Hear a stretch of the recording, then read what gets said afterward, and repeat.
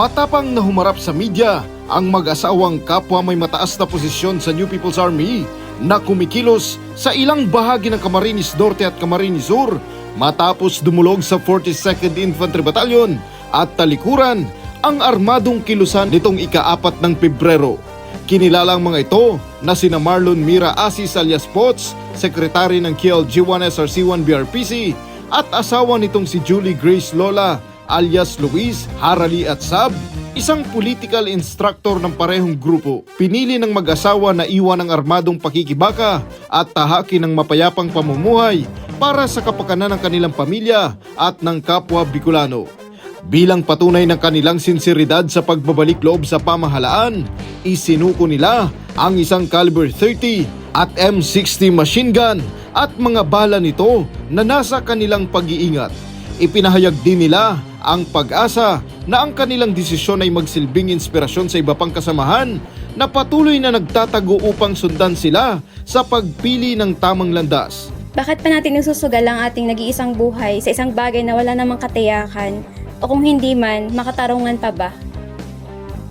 Kung nagkamali man tayo ng pasya sa mga nakaraan, hindi pa huli. Ang lahat para itama at magkaroon ng matalinong pagpapasya ang piliin ng tamang landas.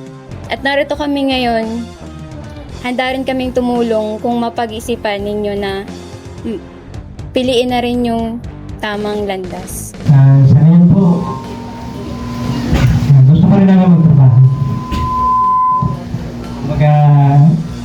Maghanda kami tumulong para matapos na. Nagiging emosyonal lang po dahil dati kalaban ko itong mga nangarapan ko. Ngayon, sila na yung munang kaibigan ko.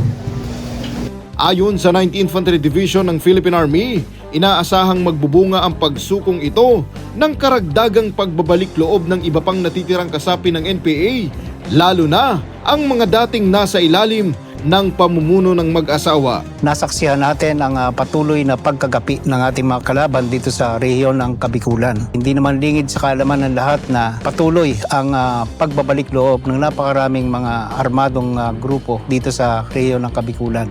At yun ay mga mataas ang katungkulan hanggang sa kanilang mga miyembro na armado at mga taga-suporta sa kanayunan. Binigyang diin din ng opisyal ang kahalagahan ng mga isinukong armas sa patuloy na paghina ng kakayahan ng NPA sa rehiyon. Nakuha natin na ibinigay ng mga nagbalik loob sa ating pamahalaan ay dalawang machine gun. Isa dito yung M60 light machine gun at ang isa naman ay caliber 30 machine gun. Ito ay isang indikasyon lamang na patuloy ang pagkagapi ng mga teroristang grupo dito sa ating rehiyon. At sa natitira pang mga araw ay inaasahan natin ang pagbulusok pababa ng rebuilding grupo dito sa rehiyon ng Kabikulan. Nangako naman ang mag-asawa na makikipagtulungan sa pamahalaan sa paghihikayat sa kanilang mga dating kasamahan na magbalik loob at tutulong sa mga komunidad upang maituwid ang mga panlilinlang na kanilang isinagawa noong sila ay kasapi pa ng NPA. Pinatunayan ng mag-asawang dating leader ng NPA na ang pagsuko ay hindi karawagan, kundi isang mahalagang ambag tungo sa kapayapaan, kalayaan at kapanatagan ng kanilang komunidad. Sa mga nais magpaabot ng impormasyon, mangyaring makipag-ugnayan sa mga contact details na ito. Kapayapaan para sa lahat. Jiro Banania, Spare News.